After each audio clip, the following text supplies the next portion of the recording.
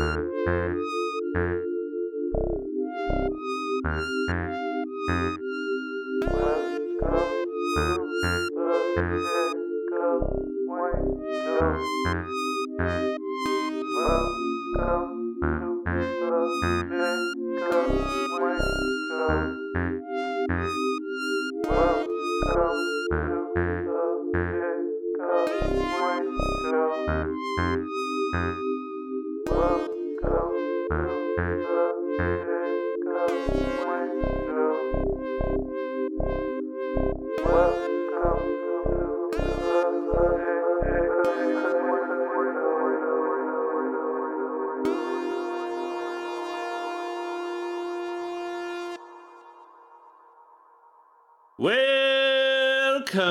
to the Jacob Wayne Show. I am your Jacob Wayne, and coming here now is Kellen Gibbons. How are you? I'm back again. I'm doing good. How you doing? Just that thing you were doing right there, I just kind of creeped me out a little because I was like imagining a dude who does that, and when he's reaching the moment, and he just says it like that. Come. It's almost like that one video from YMH where he's just like, "Come for me." Just like, ugh. Don't say it like that. You're making it weird. Making it so Sorry, weird. I made it weird. No, I liked it. I like it weird. Come. Well, that's a fun way to start off an episode, but right if you like to come, write us at farkoshka@gmail.com. We better have as many emails as there are people on the earth. Absolutely. Or you're lying.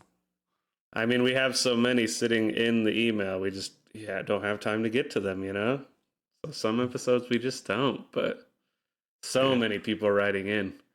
Seeing like 10,000 unread emails is so disheartening. It's like, I can't even tackle that right now. Mm-hmm.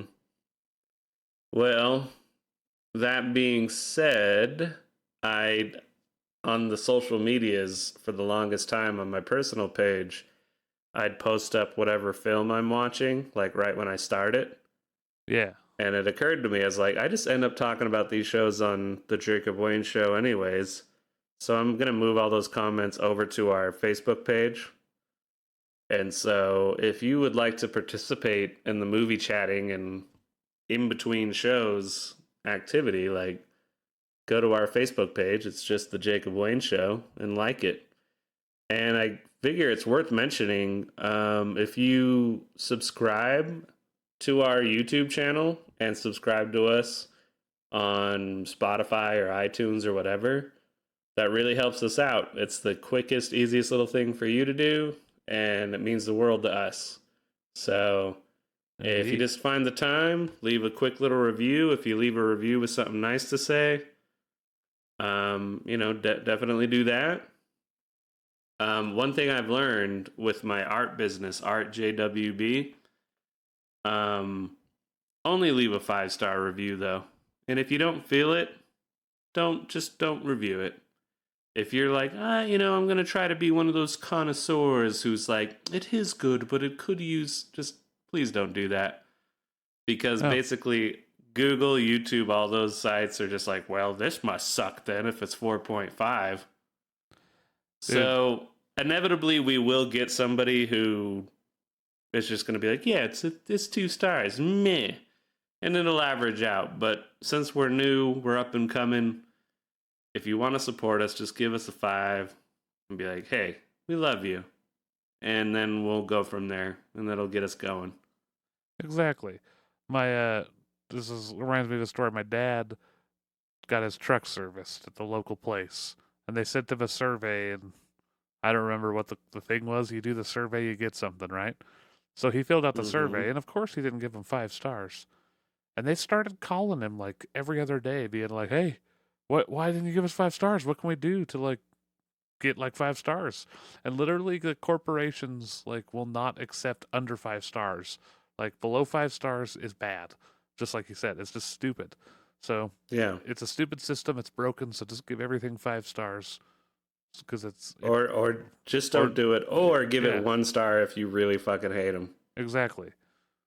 Those are the two options. There's no middle stars. It's 5 or 1. Don't let them fool you.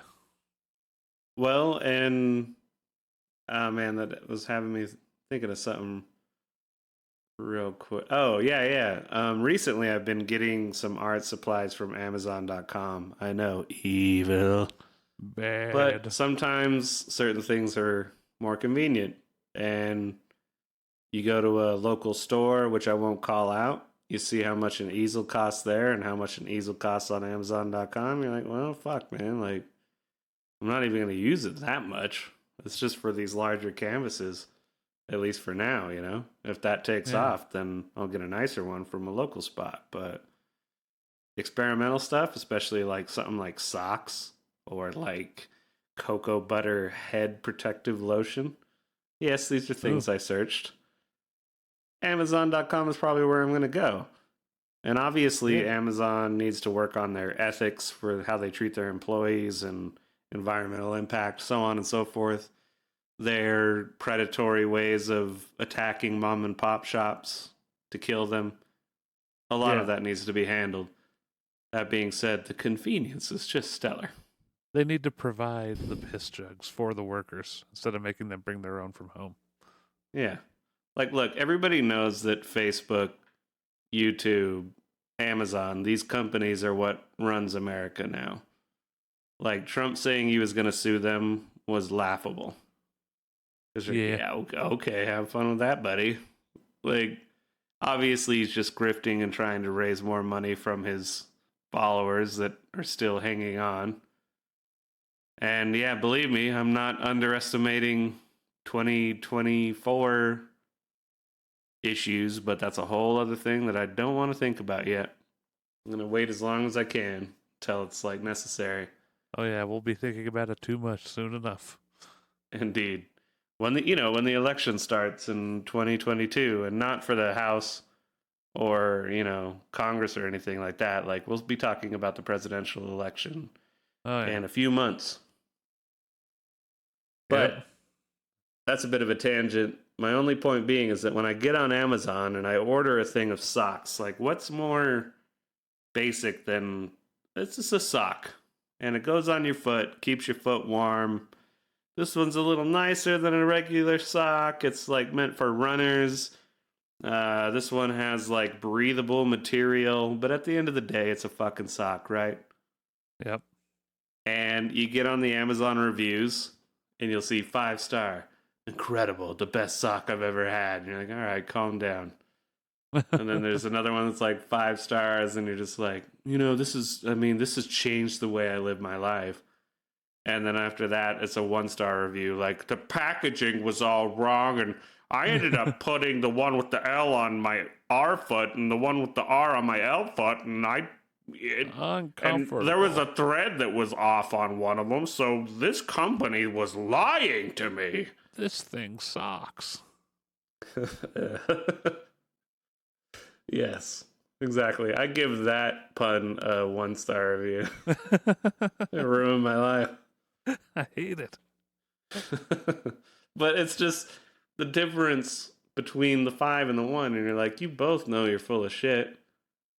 Like, if we were all being honest, the sock is like, it's like a 3 or a 4. Most things are a 3 or a 4.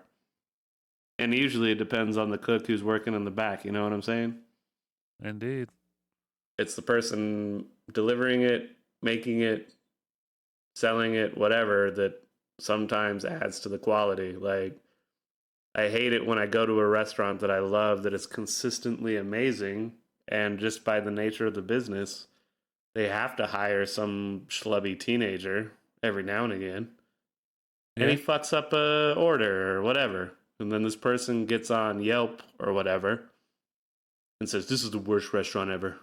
Worst service. Person didn't even talk to me. And I'm into those reviews if you consistently go to a place and it's like, wow. It's like the 3-strike rule. Yep. I think you should give certain restaurants like 2-3 times. Unless it's just awful and you're like, I don't feel like it. But If you don't feel like it, just leave it alone. Just walk away and be like, all right, not going back there. But if you're like, this is supposed to be good, like whatever that is in human nature that makes them go to restaurants, they're like, God damn it. They promised me Mongolian beef, and I want authentic Mongolian cuisine. And then you go in and you're like, oh, it's a chain restaurant. It's not that great. A lot of cooks going in and out. Shifts change. Maybe they were good during lunch. Maybe during dinner they ain't so great. I know you and I worked at a restaurant once where the day shift was way better than the night shift. Hey. As far as food quality. Yeah, you heard me. Nah, you're right. You worked with us from time to time and you got to see, oh, this is how this place is supposed to be ran. You guys did have a lot of pizzas. A lot more pizzas than we had to make. Yeah, man. But when we would throw in that new style, like, was anybody doing that on the night shift? No. We would blast Primus at you, belittle you a little bit, and give you delicious pizza. Yep. Indeed. And so it's like the experience somebody's going to get then it's like, man, I couldn't make it, so I want to go to that same restaurant a couple hours later. You know, they're going to have a wildly different experience. That actually happened to me. Like, I took somebody to Pizza Plus, and you and Jason weren't working. It was like they were playing Primus, and they, like, roasted me. It was awesome. And then we get there, and it was just like, you know, Q92 and boring shit. You almost made me spit take with that. Nice. They were playing Primus. They roasted me. It was fucking... And nobody... Some people don't understand how awesome that is at a food place you go to. It makes me think of 2 Seinfeld episodes right off the bat. One, of course, being the soup Nazi.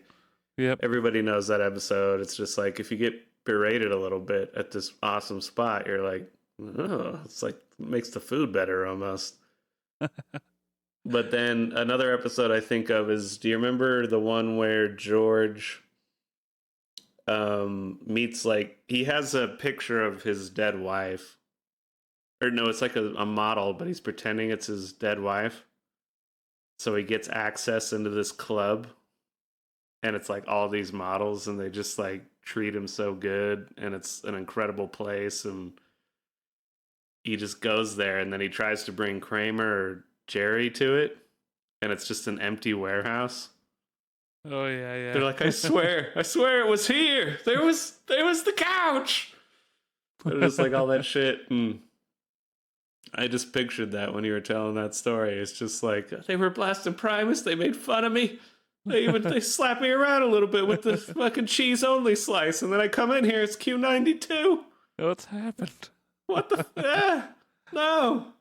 I swear, it's not just another Mormon pizza place. It's not. Come on, Jerry.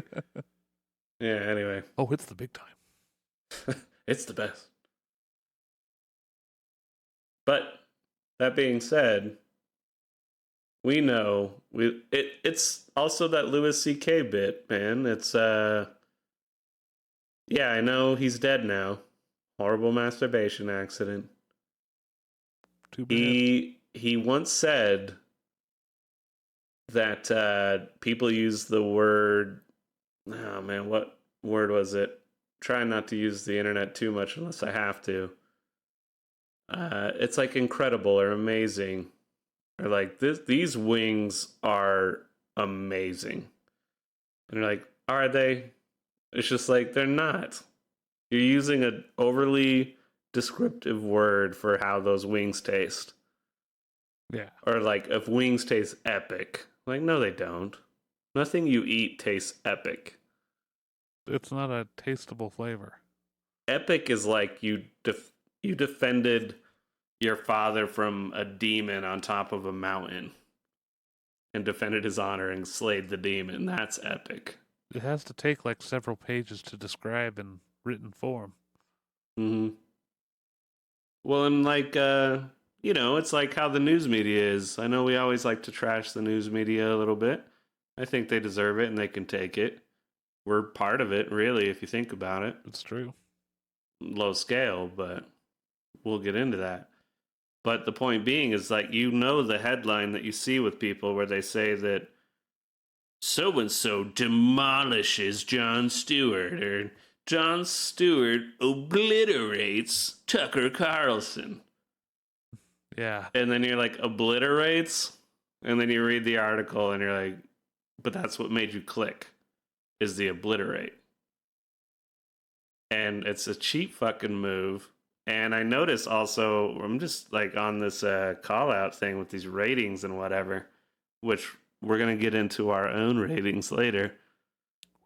But IGN.com, do you follow them? A little bit. They recently gave a new Loki series episode 5 out of 10. Oh, yeah? And it was unanimously like, everybody's like, what the fuck is wrong with you? Might not be a 10, you know, you seesaw between a 7 and 10, but a 5, like, go fuck yourself. Damn. And then, like, a little bit later, I can't remember exactly what it was, but they gave it a 9, and it was like, no, it isn't. You're fucking lying. And just like, but that's what it is. That rage that I feel boiling up now as I talk about it, that's what gets people to get on the article, angry react, put their little post, and it gets them clicks and it gets them traffic, and that's all they care about. Exactly. They're just stirring the pot. All these articles you see on the internet where somebody's just like, did you actually notice the controversial part in the new Disney movie? Like, nothing controversial happened in a Disney movie. There was all these articles about Loki saying that he's bisexual, and the moment in the episode was, he's just like, have you ever found love? And he's like, well, you know, you find it here and there. It's a little complicated.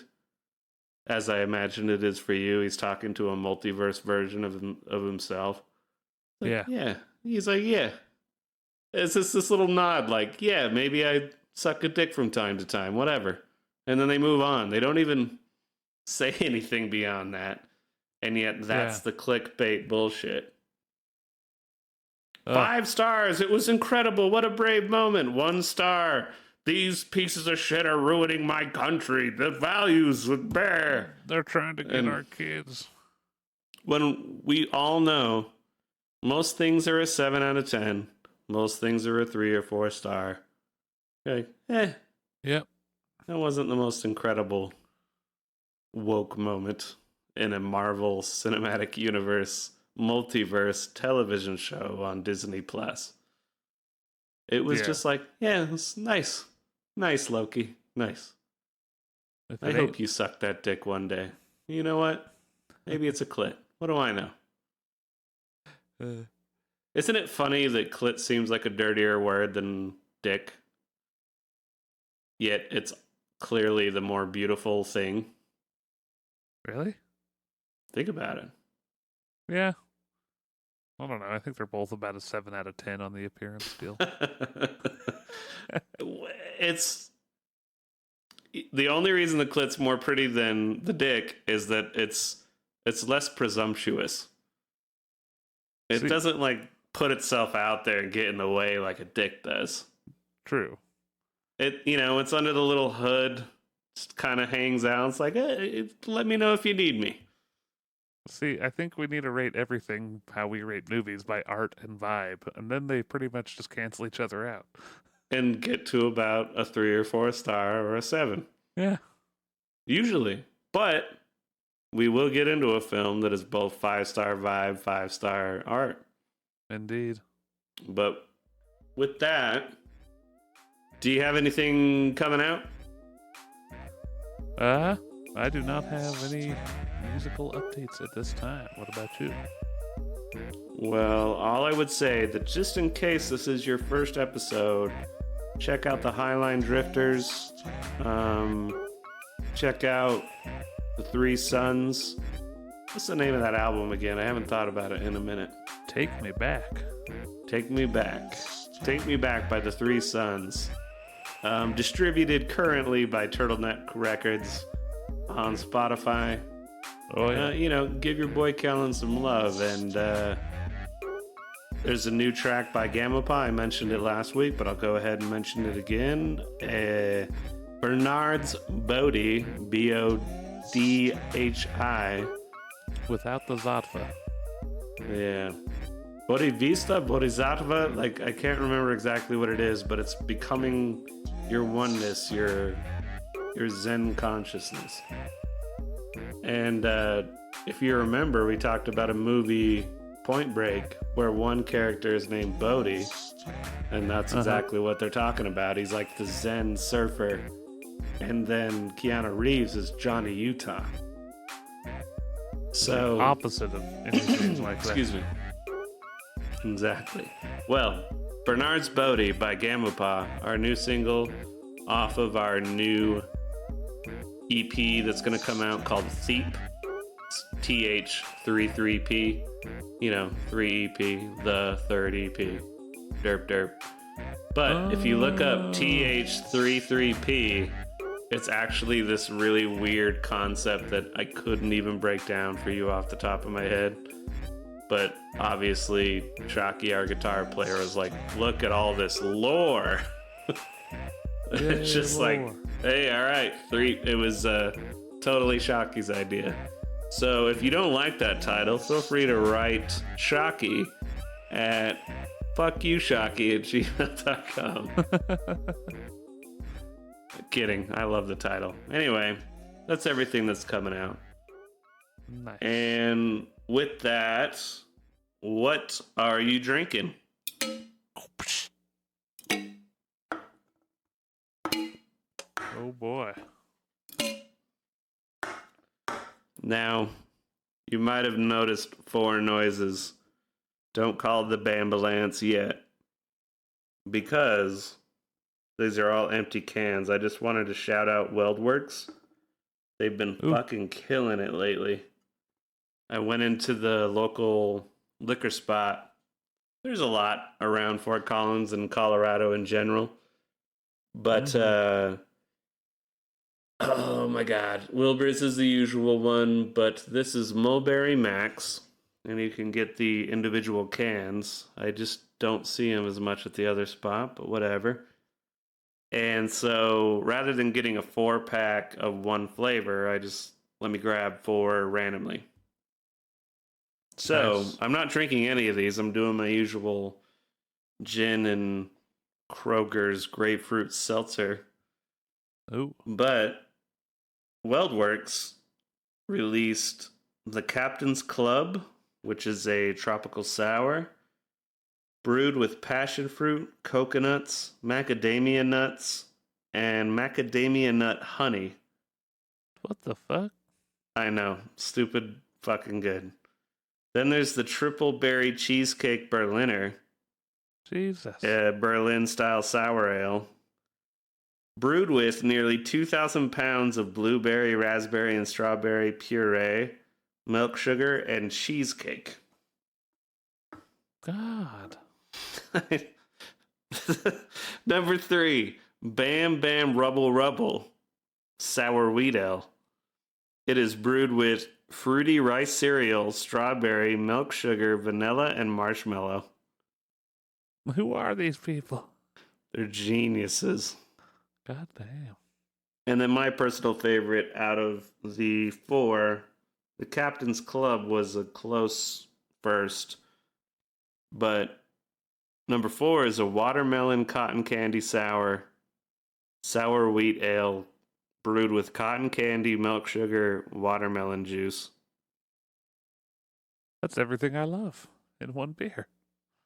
So, they're located in Greeley, Colorado, which is right next to Fort Collins.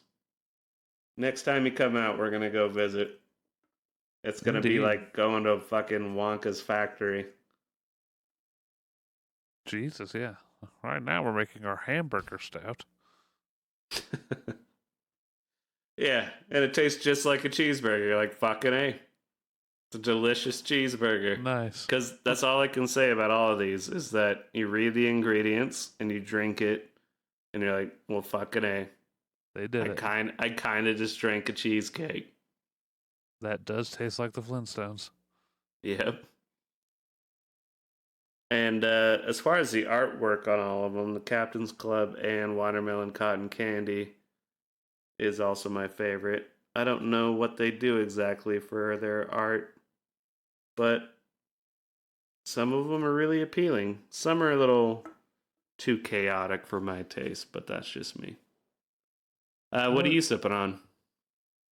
I got one from Proper Brewing in Salt Lake. It's called the Blizzard Wizard.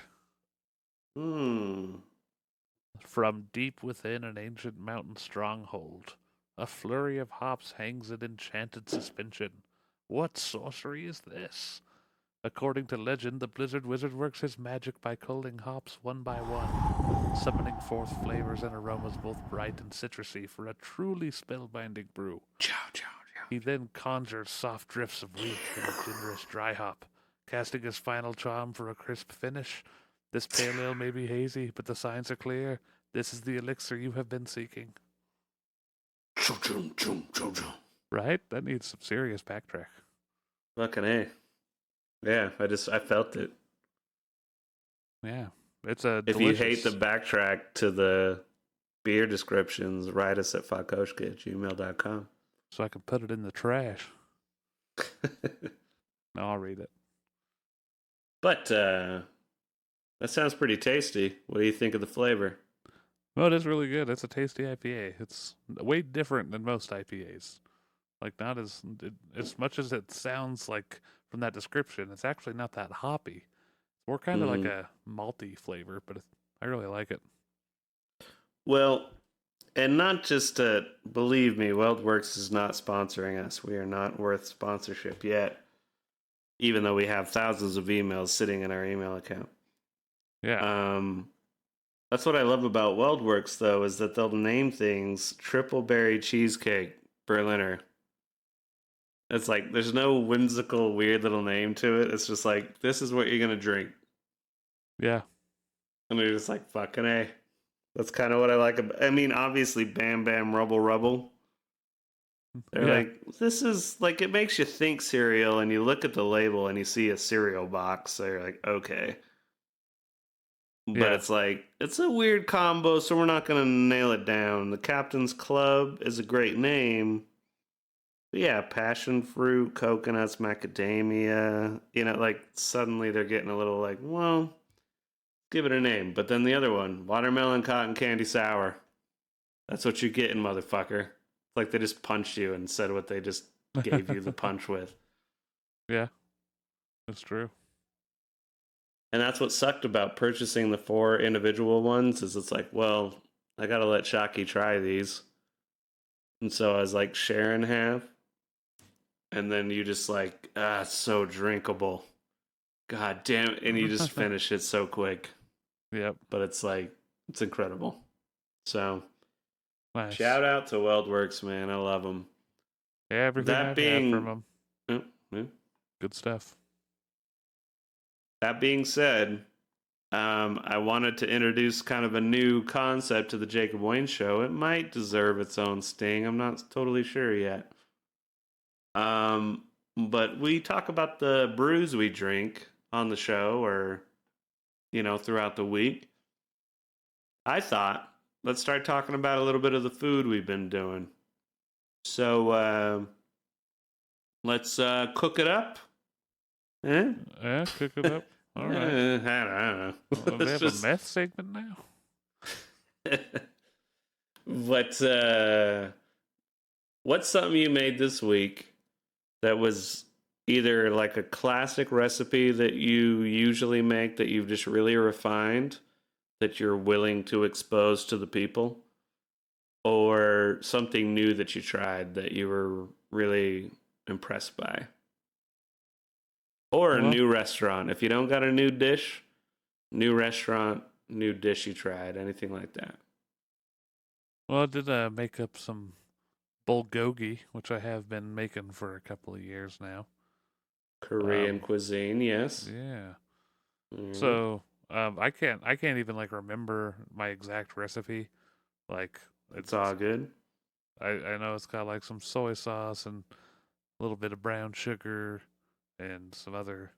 There's some toasted sesame oil, that kind of thing. Some rice vinegar, Mm-hmm. and gochujang, always a favorite. But the main Mm-hmm. thing that really makes it happen is you put it all in a food processor and you throw in a pear and an onion, Mm. and the pear apparently has some kind of acid in it or something that really tenderizes that meat real nice. A sweet tender pear will totally weaken your meat. Yeah, it'll give you good bulgogi. The gochujang sauce, like I can't remember exactly how to say it. Um, we recently started making these Korean chicken wings in the Ooh, air fryer, and it's similar. You got to have a little bit of soy sauce, some rice vinegar, gochujang. Um, you can mess around. I think at that point with like whatever spices, like pepper or salt that you want. yeah. But then you do some green onions minced on top of it. And what we recently did is this bagel seasoning. It's like Everything all the bagel? stuff on top of a bagel, but it's just not for a bagel. It's like all like sesame seeds and things like that. Yeah. And you put that on top of the chicken wings at the very end with the cut up green onions. God It's damn. delicious, man. And so I think Korean cuisine, um, there was an amazing restaurant in our hometown called Korean Barbecue where the guy Oh was a yeah. total asshole. But So mean. that being said, years later, I always think about it and I'm like, did was he really an asshole or did he have so many like redneck motherfuckers coming into his restaurant? They're like, I'll have the chicken. And the thing I learned way later than I should have with Korean cuisine is that you kind of have the main meat you choose, from what I understand, and then you have all these side dishes. So Mm-hmm. then you're basically getting a meal for the whole table. Like four people were like, all right, we're going to have the bulgogi beef. And then they bring that out. Even some places let you barbecue it yourself, kind of like a hot Oh pot. yeah. And then they just bring out all these side dishes like kimchi, of course, and like I wish I knew the names of them. Now that I realize like what I'm talking about, I don't remember the names, but so many dishes of delicious stuff. Like here's this little Oh fried yeah. bread thing, here's this cucumber thing, and little sautéed onions, and it's incredible. And so I feel like when we were going in there, we're just like, I'll have the bulgogi chicken to go. And just I always wondered, like maybe he was always a dick, but maybe like the lady in the back, which it was a lady. I'm not just assuming. Like Yeah. she's just like, I never get to make my meal. It's just like like that's so tragic to me. Yeah. But I've heard stories of other friends that loved the restaurant. There was a little like Asian grocery right next to the restaurant, so you could walk into the next spot and get whatever you needed. He always watched me because he Um, thought I was gonna steal something.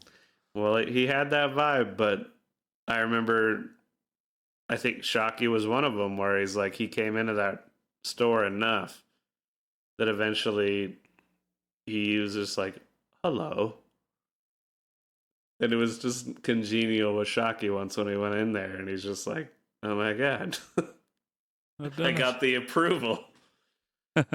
And man, so anyway, like their spicy beef bulgogi was incredible. That got me through my college years. And it does make me sad that that spot's gone. I took some dates there. They were confused, but me and the old man looked at each other like, huh? Huh? There you And go. he just said, fuck you. I like he Yeah, just didn't say anything. He just like walked up to you and held like had his pen out and was like he said just fuck looked you at you. with his eyes so Yeah. well. Very good. So well. But on another food thing, I have to look this up actually to even. No, I don't. I don't need to look it up actually. So I came up with a bizarre creation the other night. Oh yeah. Yeah, I was talking to you about how I have this habit of, I'll have dinner, then drink a couple drinks, and then the drinks give me the munchies so much that I end up cooking more stuff, and then I'm Yeah. overeating.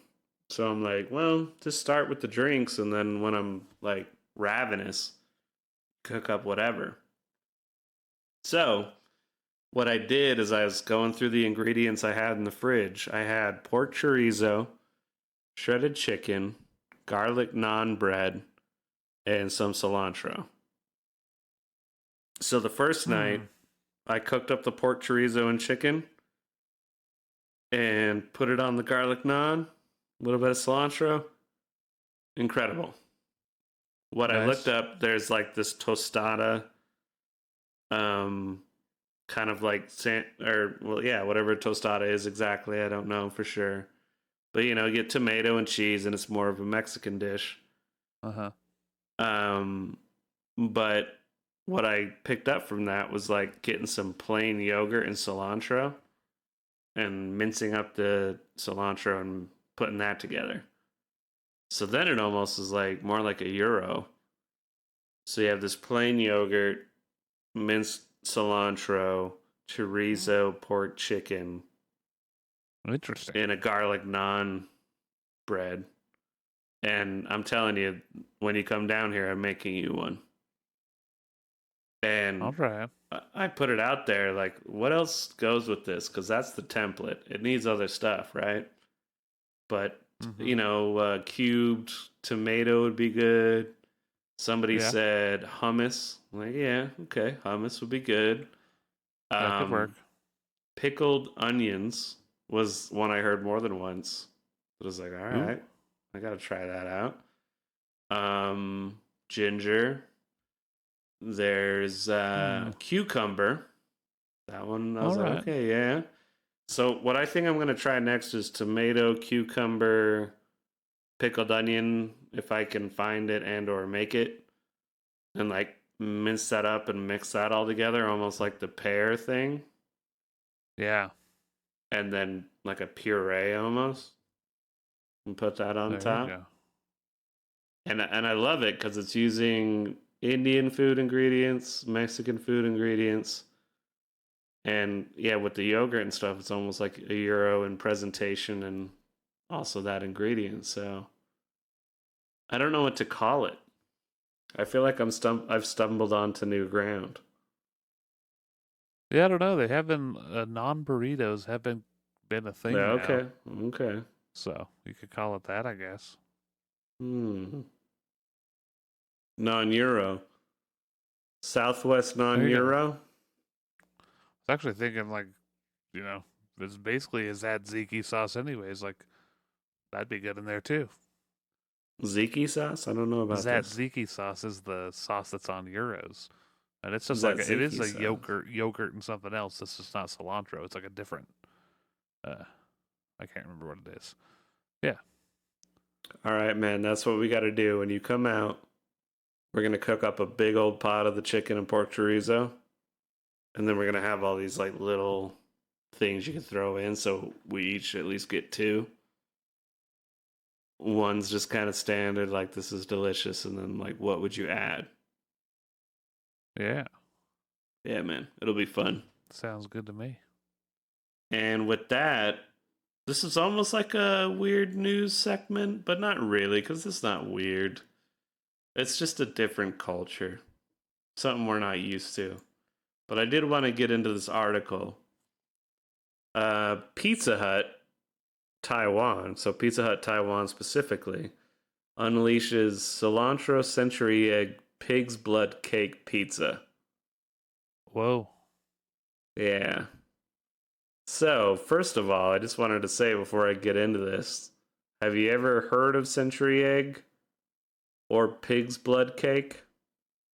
I've heard of blood cakes, but I haven't heard of the century egg. No. Okay. Well, this century egg, if I can find this here, I had to pull some of this up. It's basically just a preserved egg, but it's also called a 1,000-year-old egg. Okay, yeah, I have heard of that too. Pedon, and obviously probably not 1,000 years. I mean, who would kid? But preserved egg, and then the Zhu Shui Gao of the hog blood cake or pig blood Ooh, cake. That is blood pudding served on a stick. And it's usually in street food in Taiwan during the night markets, which we'll get into in a minute. yeah. The alternative name is black cake. It's made with steamed pork blood, sticky rice, and then coated in peanut powder and coriander with dipping sauces. Ooh, And I remember trying this once, and one of the major things I realized was stuff that seemed a little skittish to me first time leaving America, like trying chicken's feet and pig blood cake and durian fruit, all that stuff, uh huh. was just that so much of it is texture that like will throw me off. The taste is like, yeah, it tastes pretty solid. Like the taste never really bothered me, but the only thing that would make me like seem like I'm being too, I don't know, is just the texture. Yeah, So the black cake or the pig's blood cake is just it's so tough and like really like sticky and hard to consume. I'm sure there's a whole approach that people really get into. yeah. And I remember when I was in wilderness, when I was a troubled youth, part of our food packet, they'd give us powdered milk and tang. And one of Huh. the best treats down there was to combine the two. And you just put it on your spoon and you have the powdered milk and you like suck on it a little bit to like malt it up a little bit. And Yeah. then you dip it in the tang. And then it was just like a delicious little treat. It was like dessert. Orange Julius. Yeah. But if you started your first week in wilderness eating that, you're like, this is terrible. This is fucking Yeah. disgusting. Like, but week 5, week 6, you're like, this is my fucking treat. Treat of the week. So, whatever that Yeah. means, I don't know exactly what that means, but I definitely think human beings are amazing in terms of acclimation and the things you get used to. Like people love tapioca pudding, and the texture of that still bothers me. But I Oh, don't for sure. mind a tapioca ball in Jinju Naicha, which is what I would get at the Taiwanese night markets. Get Yeah. some bubble milk tea, Jinju Naicha, and some la la ji, like spicy chicken, fried chicken. I think there's a word I'm missing. But Oh, just get nice. this like piece of fried chicken which with incredible spices on it, and just so much better than like say something you get at KFC or whatever. Yeah. And you get that and your Jeonju Nai Cha, and I'm like, this is my favorite meal at the Taiwanese night markets. I would go just about every night and get that. But you know, you have That your sounds stinky tasty. tofu, your pig's blood cake, century eggs. But I'll get back to this story. Following a pattern of combining local Taiwanese ingredients in new and unusual ways, Pizza Hut has announced that it is releasing a new dish called the Cilantro Century Egg Pig's Blood Cake Pizza. Let me read that to you real quick in my Mandarin because I need to work on it. It's Chung Sai, which is coriander, cilantro, whatever. Pidon, 1,000-year-old egg. Chu Shui Gao, is the pig blood cake, and pizza. Pizza. So, Hmm. one thing to learn about Chinese is that if there's a word that didn't exist thousands of years ago, since it's an over 5,000-year-old language, you have a word like pizza that shows up, they'll just find two characters that sound like it and combine them, and like that's pizza. Ah, So nice. you have pizza. It's the third tone B, fourth tone sa, and pinyin. Huh. And if you separate them out, B is to compare, liken, comparison, than. And Sa is Buddhist gods or immortals. This is according to Nice. mdbg.net. So, pizza. You would like, so it's a Buddhist god? No, not at all. Don't get it wrong. Don't get it twisted. Confusing, right? A little, but Yeah, I think you get it. And, English in its own little ways is very confusing as well. But yeah.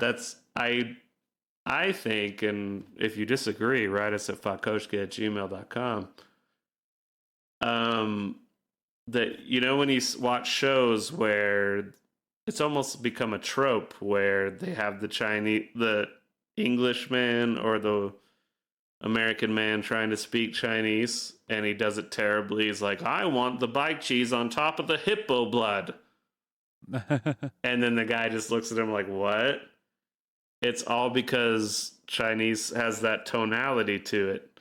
If I say B, B, B, B, it's all different shit. Yeah. So Americans, just tonality it's more of like an attitude. It's not going to affect your words. So it's like, 我的名字是布杰卡. My name is Bujeka or Jacob. This is the name they gave me in Chinese class. But if I was like, 我的名字是 Bujeka, then I'm riding on top of a hippo looking for blood. There you go. You're going to fuck it up if you just come in with your swag. So I always felt like I was doing a stereotypical voice. And I felt kind of like bad about it. I was like, I don't want to feel like I'm doing an impersonation. But you're like, it's not really. It's how the language works. But obviously, there's a way to do the voice and be an offensive piece of shit, which I know, South Park does an amazing, hilarious voice that these days, I don't know. It's still pretty funny. All I will say is just that the way they put it, and something I observed myself, like when you travel over there, they're already dealing with your silly ass. So it's almost like if you came up to them, if they came up to you trying to offend you and were just, as Trey and Matt put it, they're like, arba, arba, arba, arba, arba. You'd just be like, what? Like, you'd just be confused. Yeah. But obviously, everybody in the United States is a little sensitive, which I'm not saying is completely unfounded. There's definitely truth to that. But Yep. this pizza, the cilantro century egg pig's blood cake pizza, in recent years, Pizza Hut and Domino's have marketed a number of eclectic pizza flavors based on foods and beverages popular in Taiwan, such as pearl milk tea, Zhenju Nai Cha, durian, strawberry stinky tofu, zongzi, and spicy hot pot. At noon on Tuesday, June 29th, so this is an old story, Pizza Hut Taiwan on its Facebook page unveiled its latest concoction. In its post, Pizza Hut wrote that although preserved eggs, pig's blood cake, and cilantro may all seem to clash, once melted mozzarella cheese ties them together. The explosion in your mouth is better than you had imagined. Ooh. The pizza company added that the cilantro is grown by small farmers in Yunlin County and is complemented by peanut powder, also from the southern Taiwanese county. Brave Netzian, who tried the pizza on the first day, shared his experience on the Facebook group Baoyuan Commune 2.0. He described himself as a fan of both century eggs and pig's blood cake, but was perplexed why the two combined into a pizza would be so disappointing. However, others who commented below his point liked the new flavor. It's really not that bad. I don't think it tastes bad. Another person said, is it just me who thinks it's delicious? Hmm. I'm gonna change the voice on that one. Is it just me who thinks it's delicious? Another commenter said, "Come." Is it you, great big fat person? You size 13? All right, sorry.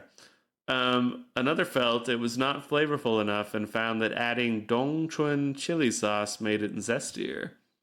When Ooh. asked for his take on the new pizza, Taiwanese actor Aaron Yan described it as Michelin level. I'm not sure what that Huh. even means, but Like this the prompted tires? some. That's what I thought. This prompted some Netzians to suspect that he had been paid by the company to promote the new product, but he denied any deal with Pizza Hut, saying, I Hmm. really don't even get a dime. And he posted some pictures. Well, And damn. and I'll tell you what, man, I'm an adventurous pizza eater.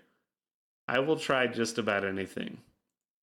And so, not as to rip off another show that I love, the Josh Potter show. They had a, I think it was almost 2 episodes worth of an arc where they had a pizza toppings draft, like the NFL draft. Oh, nice. And then they just went one for one with the guys in their studio and him. And they just voted for what toppings they'd pick. So we're not going to rip that off. We're not going to go back and forth on it. But I did want to ask you that, like, they basically came up with some interesting stuff, like, and it really fit their personalities. You'd be like, oh, he basically made a Magritte pizza, and this guy did like the Supreme pizza, and this guy did like it's all meat, baby, with a little bit of jalapeno. So let me ask you, if you only have 3 toppings for a pizza, what do you throw Ooh. on it? I know it sounds weird, but it's a pizza I always get at the place you can get it at. Meatball, garlic, cashew. Why the cashew? Dude, the factory pizza has it, and it is so good. It's bomb on Hmm. pizza. They sit up on top and get a little roast on them. Oh, they're tasty. And it combines well with the other things like garlic Yeah, and the peanuts for sure. yeah. Just because of like Thai food. Like, what kind of a flavor does it have? What would you compare it to? I don't know. It's like kind of a classic, just Italian flavors, really. Just that cashew gives it that nice nuttiness. You know, the garlic, meatballs, marinara, and cheese all are all just pretty standard, tasty pizza flavors, but the cashew gives it this nice little sweet twist. It's really good. Gotta give it that good nut. Exactly. Cashew. It's a good one. So try it. If a place has it, try it out. It's good. My go-to is always jalapeno pineapple, and the meat is what fluctuates. I don't feel like I've completely committed to the third topping and what the meat is. Sometimes it's bacon, and I think that might be the one that ultimately wins out. But Ooh. jalapeno pineapple chicken, it's a little more fresh. Yeah, But I've never some tried people would that. do the pepperoni and jalapeno pineapple, and I was like, Yeah. okay. But I feel like the pepperoni clash is a little too much. It's a little too much of an Italian dish. If you're gonna get a pepperoni, almost just get a plain pepperoni or like pepperoni sausage, something like that. Dude, that's what I've always thought. I don't really like pepperoni with too much other stuff. And I do like the pineapple jalapeno, but I don't like putting other stuff with it. Like just those two things is so good. When you visited, have we ever done mamaronis? No, I don't think so. All right, we'll get the cheese bread and our standard mamaronis pizza. Like, Crazy Carl's is amazing. Yeah. Like, it does a lot of cool, unique, great stuff. And you could make that pizza if you wanted to, but it's just the Mm-hmm. quality of the ingredients at Mamarone's. It's a little pricier, but it's just wow. You feel a little better after eating it. Yeah. That's all I can really say about it. That being said, too, I also made another dish at home. I recently discovered, I can't remember if we talked about these, chickpea pizza. That the dough Huh. is made out of chickpeas. Damn. So I know a fad kind of lately has been cauliflower crust, but most people I talk to don't think it tastes that great. And I still need to try it, but I've kind of like, whatever. But chickpeas, I love chickpeas. I'm all over it. So I got one Yeah. of these. It's a roasted veggie pizza made from chickpeas. There you And go. I knew it was going to be tasty by itself, but I wasn't satisfied. So I got ham and I chopped it up into little cubes and got some Gouda cheese and cilantro, again, one of my favorite ingredients. If you ain't into it, just don't put it on. But then threw that in the air fryer and Mm. then at the end put banana sauce on it. This banana sauce from, I believe, the Philippines. It's kind of like a banana ketchup, Damn. and it's stupid good. Nice. So that's another thing I'm gonna have to make for you when you're down here. The other option, of course, you just switch out the ham with chicken, but both are amazing. Oh boy. Yeah. So I don't know, man. We almost got a full hour. Anything else you want to really get into? This could just be a food episode. Indeed. I mean, we did cover a lot of ground there just on that. And all those I was gonna say all those new crusts and stuff, I think are mostly for like gluten Mm-hmm. intolerance. So Well, also if you're doing the ketogenic thing yeah, or that too. So that stuff. but yeah, apparently they are tasty. I like a lot of that stuff. Like the cauliflower wings. I don't mind those at all. I think those things are Those are tasty. tasty. I like that shit. So, thing I don't think I've talked about it on the show. A thing that we deal with in my family is like diverticulitis. If you don't know what it is, go look it up. If you want me to explain it, write us at fakoshka@gmail.com. But basically, it's this inflammation in your colon, and you don't get to eat whatever you want without it acting up. Uh-huh. It's a unique, weird little thing. But recently, I've needed to adjust my diet, and a lot of it is cut down on heavy carbs or basically Cheez-Its, chips, a lot of heavy bread, all that stuff. Intermittent fasting is good with it too. Just don't have so much stuff always going through your system at all times of the day, so on and so forth. Mm-hmm. But so that's kind of why I've been messing with the keto thing and intermittent fasting. And the thing is, I'm a creature of pleasure. I love pleasure.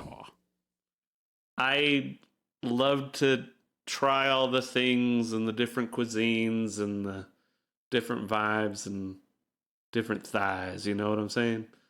Indeed. Like, I want to try it.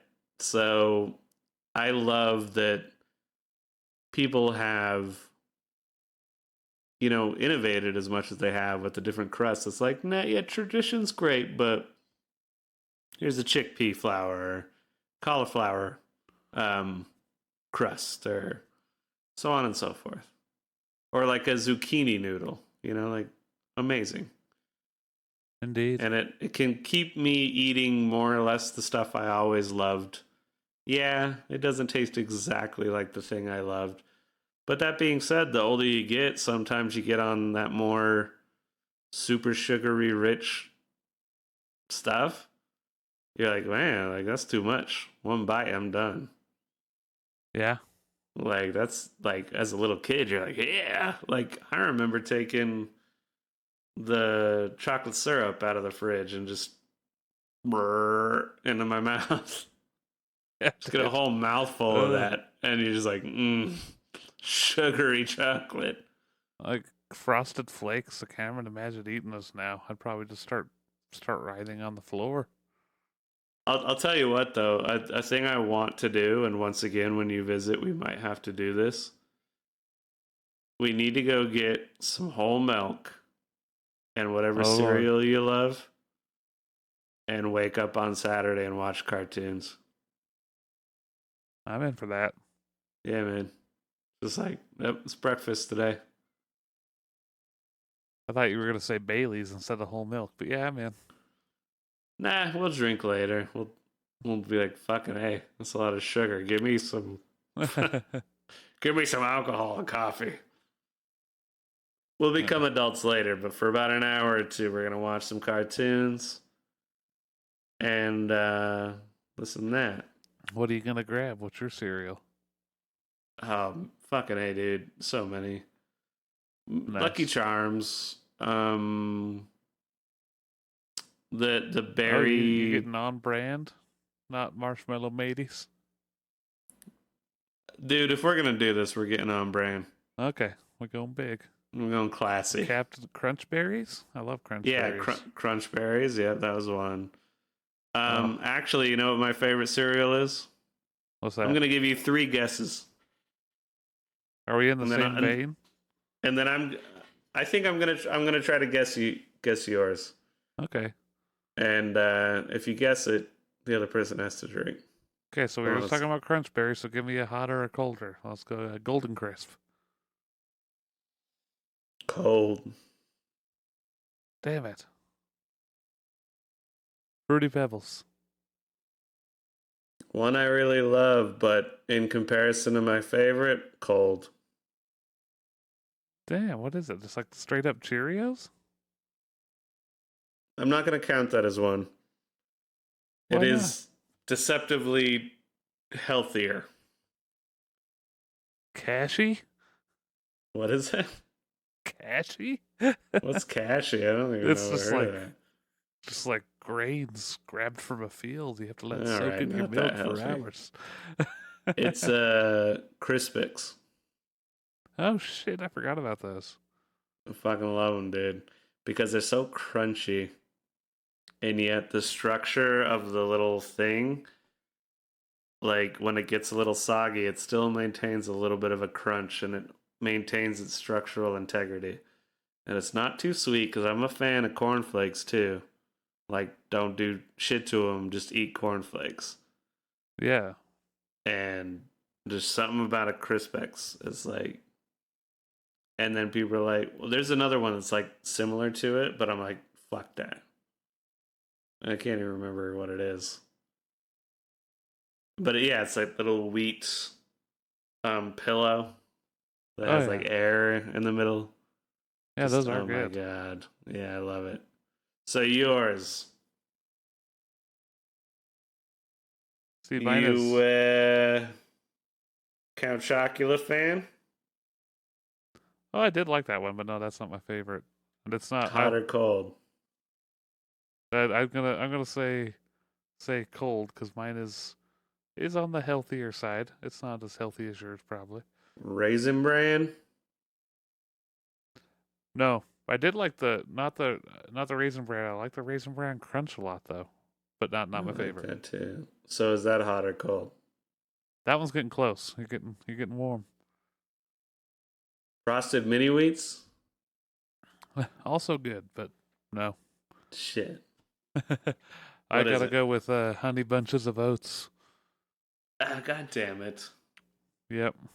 I tried to think you were gonna go with something obscure, but no.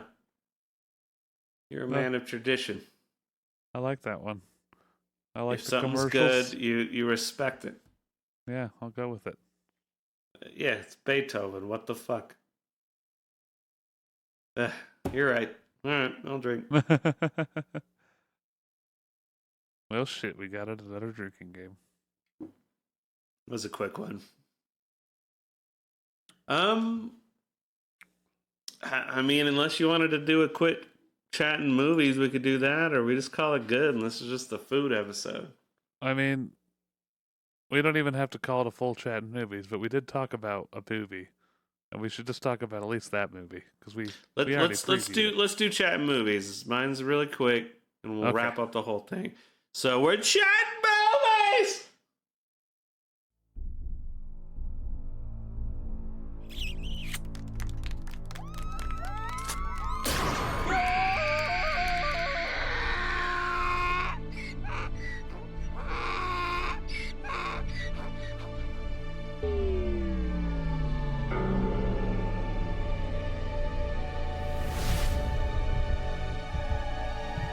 They almost down here. Chatting movies.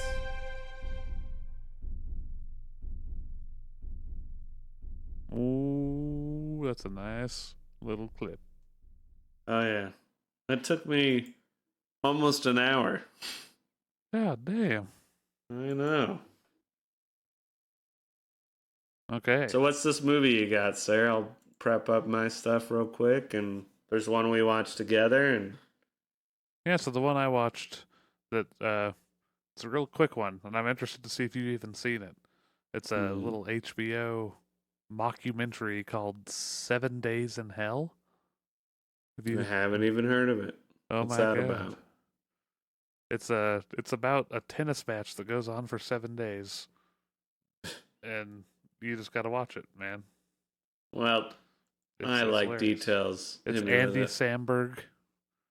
Okay, yeah. Yeah, it's got all kinds of other dudes.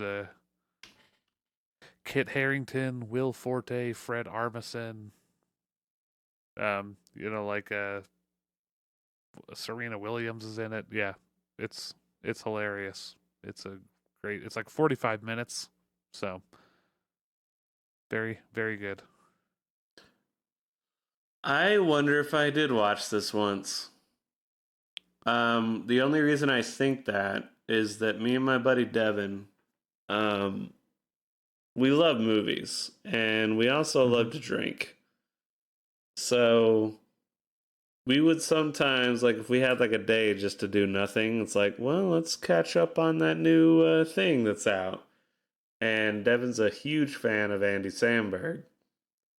And Ah, so I remember we watched a mockumentary something with Andy Samberg. And the thing about that guy is that he could have easily made like 3 of these with different themes yeah, and so on and so forth. Like a perfect companion piece to a movie we're going to talk about is Pop Star Never Stop Never Stopping.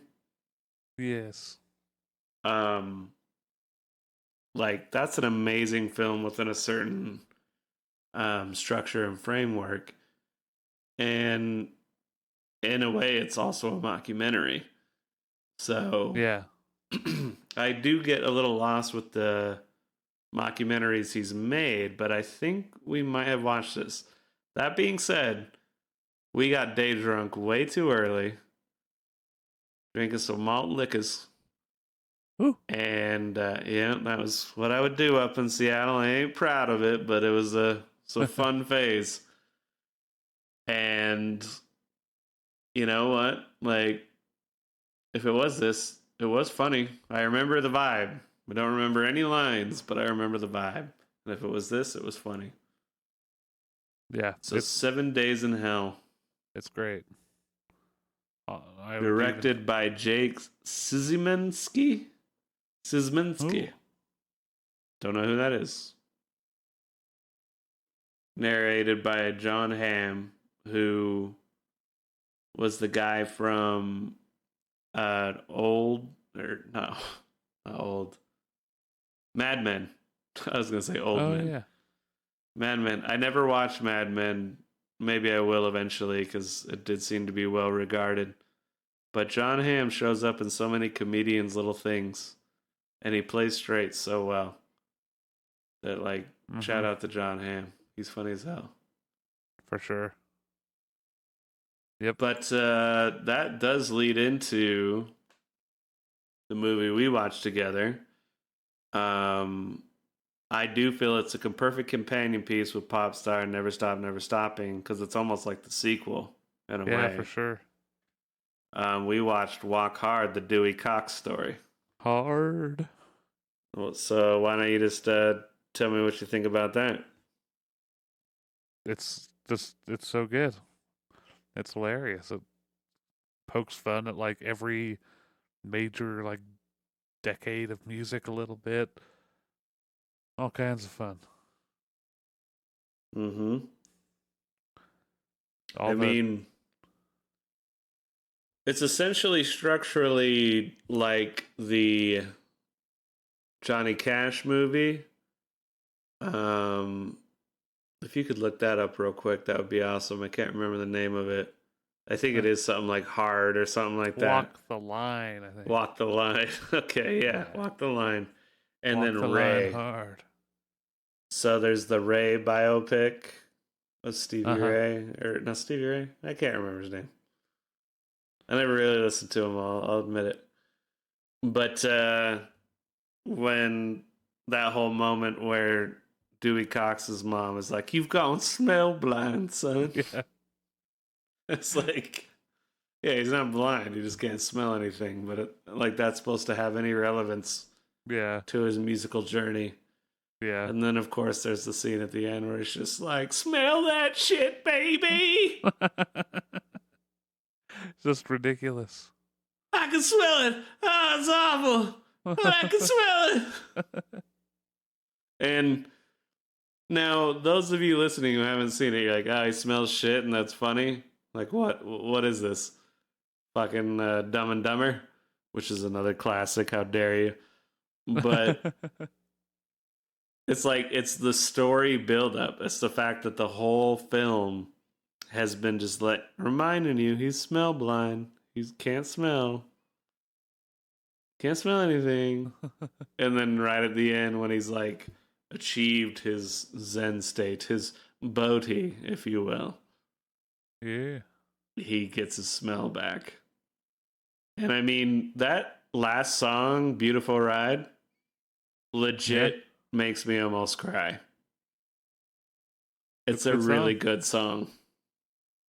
Yep. And it's like it's beautiful, like, and it's funny, but it's like I completely agree.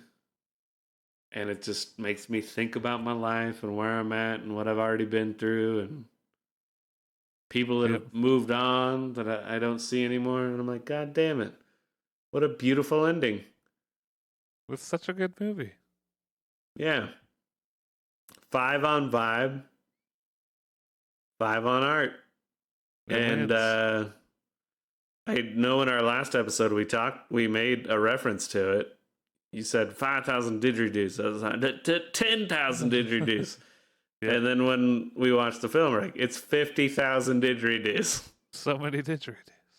Which, if you think about it, just the way that the words hit your ear, 50,000 is funnier than 500 or 10. I don't know why. I can't explain it.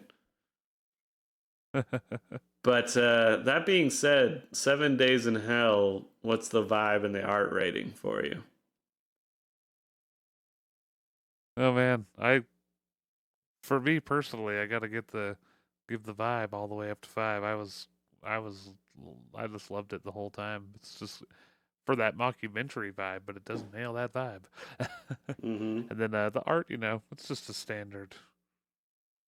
Nothing too special going The cinematography isn't crazy or anything, so we'll give that a good 4 though. Good solid 4. Okay. It accomplishes what it needs. Yeah. I'll burn through these last 4 real quick. Okay. I've started my watch of Richard Donner movies, which rest in peace to Richard Donner if you don't know who that is. He passed away at a ripe old age in 91, I believe. Mm-hmm.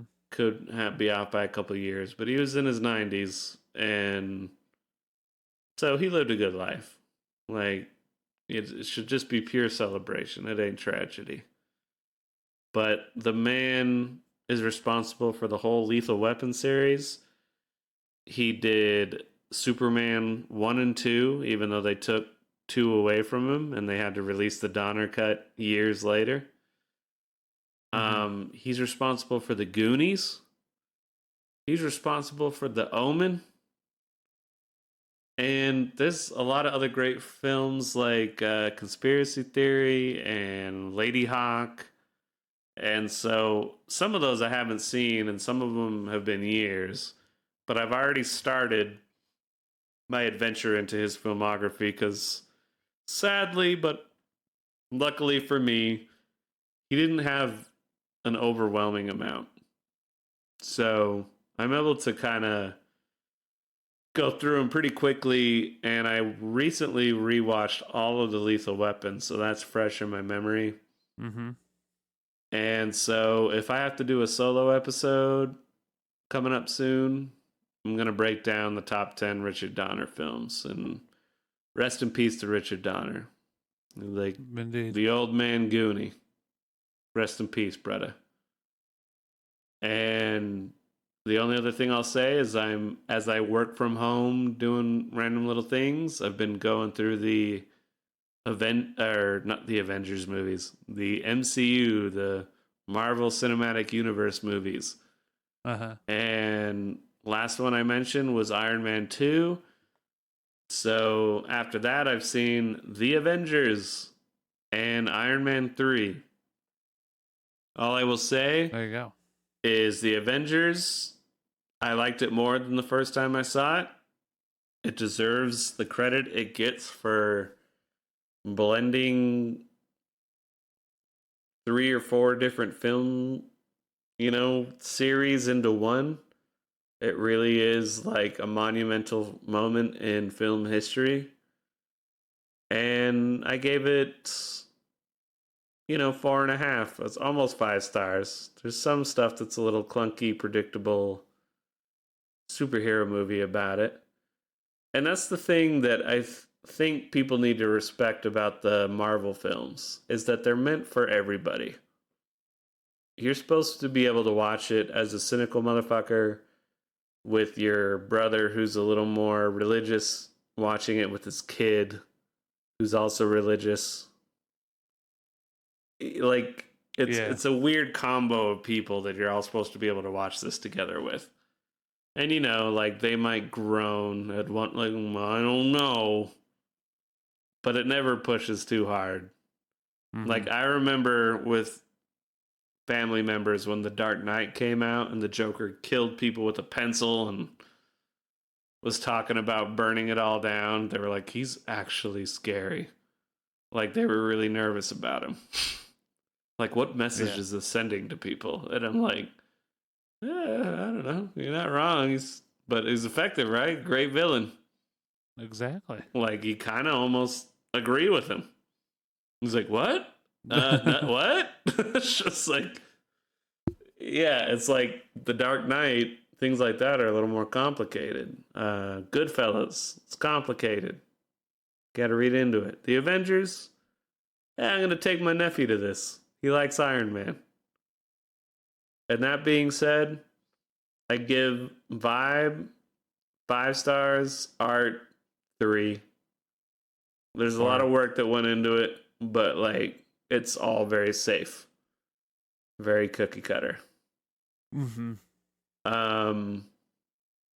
Iron Man 3, a lot of people don't like it that much. A lot of people deride it as one of the worst Marvel films that got put out. But it was the first Iron Man that wasn't directed by Jon Favreau. It was directed by Shane Black, who's also responsible for Robert Downey Jr.'s revitalization in the great underrated film Kiss Kiss Bang Bang. He's also the writer of Lethal Weapon, oddly enough. Oh. Is a great writer, and I think this is one of his first opportunities at being a director. And I think he nailed it.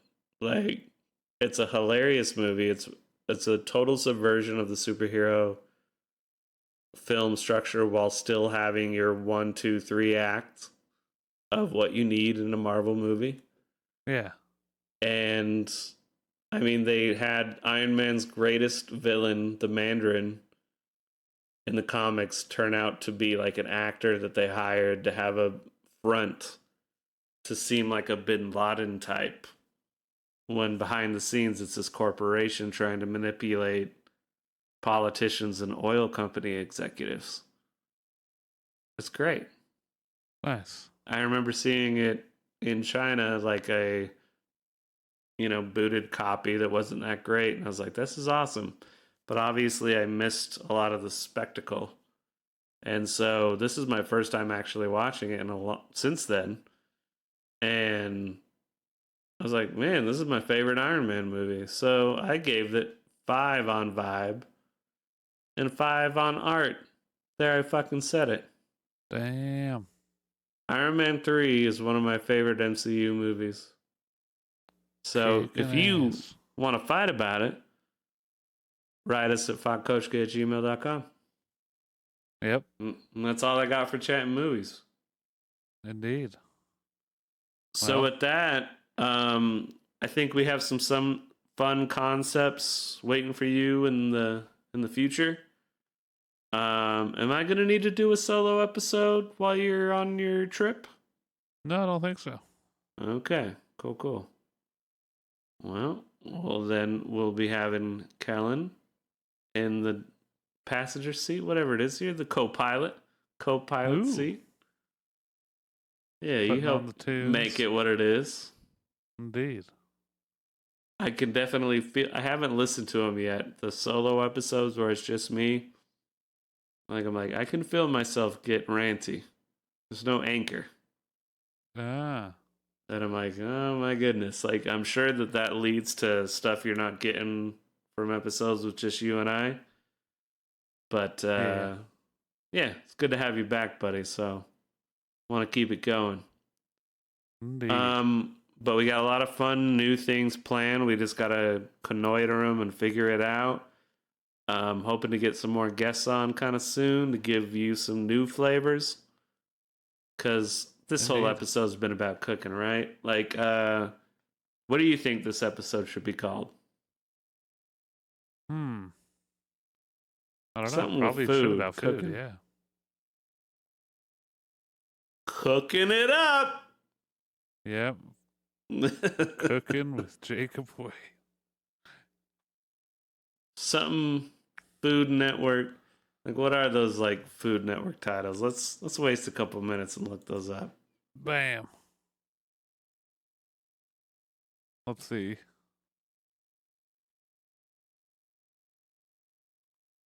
The most popular Diners, Food drive-ins, Network and dives. shows. No, we're not doing that one. That's probably the most popular one. That's my Grocery guess. Games, Cutthroat Kitchen, Good Oh. Eats. I love Good Eats. Cutthroat Wayne.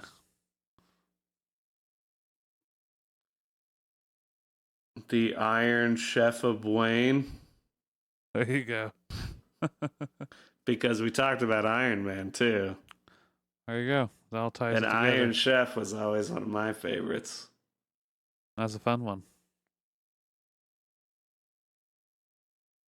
And For it your does need the Chefob.